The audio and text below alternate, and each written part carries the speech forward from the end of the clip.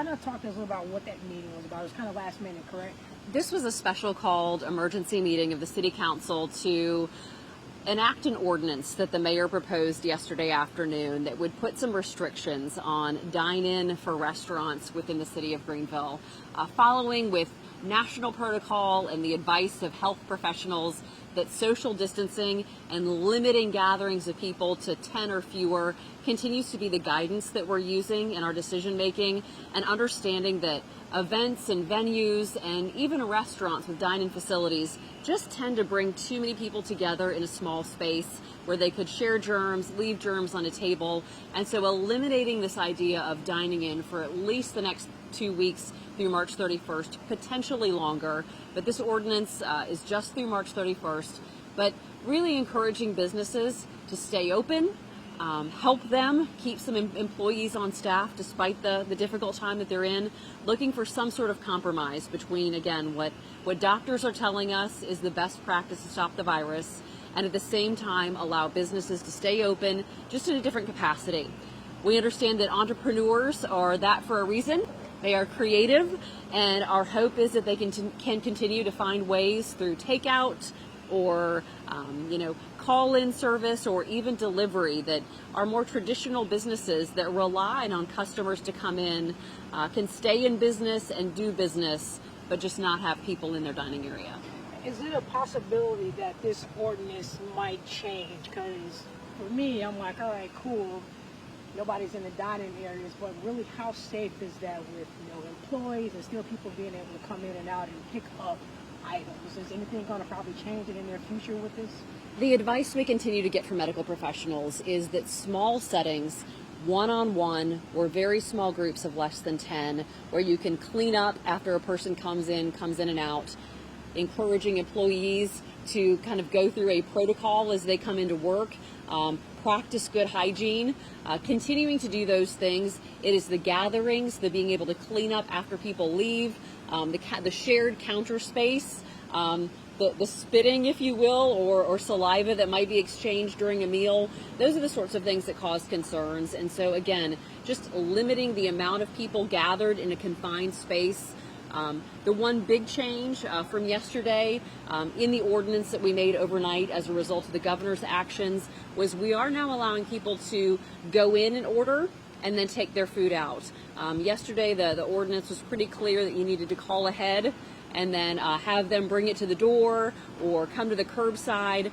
While we are still encouraging that as a best practice, drive-through, curbside when possible, we are now saying it's okay to walk in, order, pick up, but then leave. Is there anything else that I might be missing to ask in terms of what was addressed today with the meeting that you guys held? Were there any other concerns that you might can share? That some council members may have had with this meeting? Absolutely. We continue to walk that fine line of understanding that health professionals are saying one thing, which is limit crowds, and our businesses are telling us we are struggling and we need help. So it's a matter of trying to find ways to do the right thing to keep our community safe while also protecting businesses. So while we have asked businesses to do things like delivery or curbside, we're trying to make special parking places here in downtown Greenville. So today we put up signage along Main Street in front of some of the big restaurants that are now offering carryout for the first time. Many of those restaurants were fearful that with no parking, people would not be inclined to do takeout from them. And so by creating special parking places that would help people get in and out of those restaurants easily, we're doing that. Relaxing our parking enforcement a little bit. Also delaying the time in which we collect fees for business license renewal or new business applications by 60 days.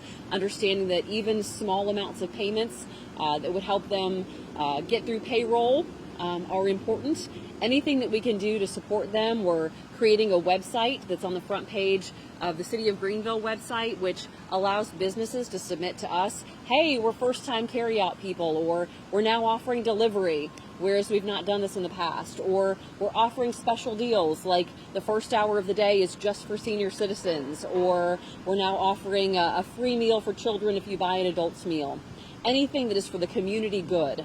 We are putting that on the front page of our website and encouraging businesses to submit those promotions and deals. encouraging residents to come take a look. If they're looking for ways to support local business, please come to the front page of our website and check out our special COVID-19 sections. Learn how you can help local businesses stay in operation during a difficult time when we know that we're putting restrictions on them. And they have been incredibly understanding, while at the same time, there is, of course, that anxiety about the future. Right, that was my last question. The business have been pretty receptive to what you guys are kind of requesting of them in this difficult time?